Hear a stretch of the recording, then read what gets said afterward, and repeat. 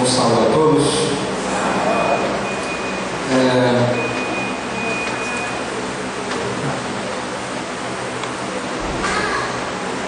Uma das grandes questões da pós-modernidade são aquelas 3 perguntinhas existenciais básicas que, em determinados momentos, todos nós temos que responder, né? Quem eu sou? Da onde eu venho? Para onde eu vou? É basicamente a resposta dessas 3 perguntas que define a nossa identidade enquanto indivíduos e enquanto comunidade. Nós vamos tentar responder essas perguntas de uma maneira bem tranquila durante essa semana. E para começar, um texto que vocês já conhecem muito bem, ou deveriam conhecer, né? Apocalipse, capítulo 3.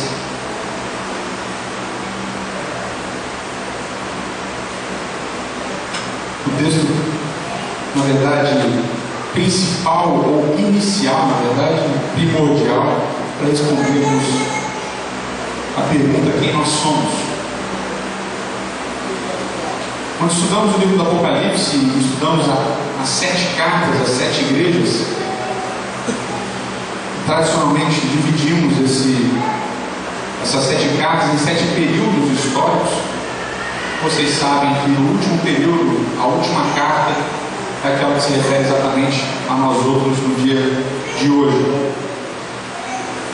Apocalipse capítulo 3, a partir do verso 14, diz: ao anjo da igreja de Laodiceia escreve: estas coisas diz o Amém, a testemunha fiel e verdadeira, do princípio da criação de Deus. Conheço as tuas obras, e nem és frio nem quente. Durante a semana a gente vai se prender um pouquinho mais em alguns detalhes interessantes sobre alguns temas aqui, mas hoje nós vamos nos deter na parte final do verso do texto de Laodiceia, que diz: assim, porque és morno, nem és quente nem frio, estou a ponto de vomitar-te da minha boca. Pois dizes: estou rico e abastado, não preciso de coisa alguma, e nem sabes que és infeliz? Sim, miserável, pobre, cego e nu. Aconselho-te que compres ouro refinado pelo fogo, para te enriqueceres, vestiduras brancas para te vestires, a fim de que não seja manifesta a vergonha da tua nudez, e colírio para ungir os olhos, a fim de que vejas. Eu repreendo e disciplino a todos quantos amam, ser zeloso e arrepende-te. Eis que estou à porta bato, se alguém ouvir a minha voz abrir a porta, então entrarei e cearei com ele e ele comigo. A parte mais marcante desse verso, a repreensão que Deus faz, diz que a igreja de Laodiceia se sente rica e abastada e de que nada tem falta.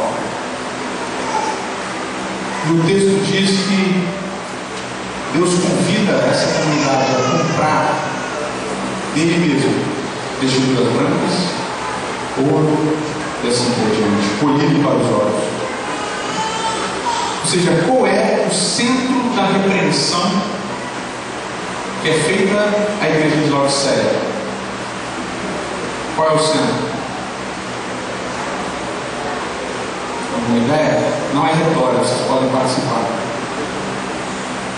Qual é?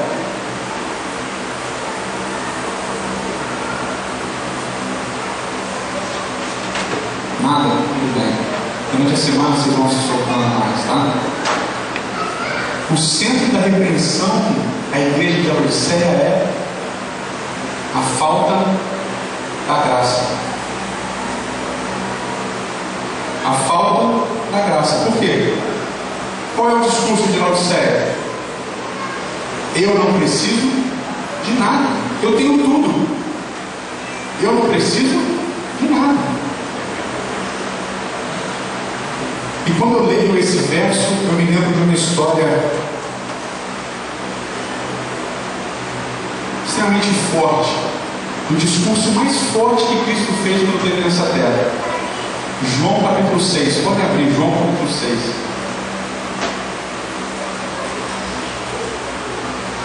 O contexto do verso, do texto de João 6 é a multiplicação dos pães e dos peixes. Logo após então multiplicar os pães e os peixes, Jesus atravessa o lago, andando sobre o mar. Ele multiplica os pães e peixes, se retira para orar. Os discípulos vão atravessando o mar. No meio da noite, Jesus vem andando sobre o mar. E no outro dia, as pessoas acordam e procuram Jesus e não encontram Jesus e atravessam o mar da Galileia também para a região de Tiberíades, a partir lá do verso 22. E quando eles chegam lá, Jesus começa o sermão, a partir do verso 24. A partir do verso 24, a multidão se direciona a Tiberíades. No verso 25 diz: Mestre, quando chegaste aqui? Respondeu-lhe Jesus: Em verdade vos digo, vós me procurais, não porque vistes sinais, mas porque comestes os pães e vos fartastes. Trabalhai não pela comida que perece, mas pela que subsiste para a vida eterna, a qual o Filho do Homem vos dará. Porque Deus o Pai confirmou com seu selo. Dirigiram-se, pois, a ele perguntando: Que faremos para realizar, pois, as obras de Deus? Respondeu-lhe Jesus: A obra de Deus é esta, que creiais naquele que por ele foi enviado.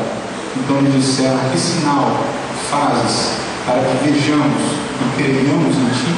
Quais são os teus feitos? Nossos pais comeram maná no deserto, como está escrito: Deu-lhes a comer o pão. Replicou-lhe Jesus: Em verdade vos digo, não foi Moisés que vos deu o pão do céu. O verdadeiro pão do céu é meu Pai quem vos dá. Porque o pão de Deus é o que desce do céu e dá vida ao mundo. Então eles perguntam: Jesus, onde é que nós podemos achar esse pão? E ele diz no verso 34, no verso 35: Eu sou o pão da vida. O que vem a mim jamais terá fome, e o que crê em mim jamais terá sede. E as pessoas ficam um tanto aterrorizadas com essa fala de Jesus e começam a murmurar e discutir. No verso 41 dizem lá, murmurando uns com os outros: É isso mesmo que ele está dizendo? Eu sou o pão que desceu do céu? Mas não é esse verso 42, o filho de José? Nós conhecemos a sua mãe e o seu pai. Como é que agora ele vira para a gente e diz: Eu sou o pão que desceu do céu, o Pai me enviou, e assim por diante? Ninguém, Jesus responde a eles: Não murmureis entre vós. O verso 43. E o verso 44 continua: Ninguém pode vir a mim se o Pai que me enviou não o trouxer, e eu o ressuscitarei no último dia. E está escrito nos profetas: serão todos ensinados por Deus. Portanto, todo aquele que da parte do Pai tem ouvido e aprendido, esse vem a mim. Quem quiser ver o Pai, veja a mim. E por fim, Jesus, na parte que vai escandalizar os fariseus e os discípulos e assim por diante, ele diz o seguinte, verso 53: Em verdade vos digo, se não comerdes a carne do Filho do Homem e não beberdes do seu sangue, não tendes vida em vós mesmos. Quem comer a minha carne e beber o meu sangue tem a vida eterna, e eu ressuscitarei no último dia. Pois a minha carne é a verdadeira comida, e o meu sangue é a verdadeira bebida. Quem comer a minha carne e beber o meu sangue permanece em mim, e eu nele. Qual é o centro, a base do discurso de Cristo?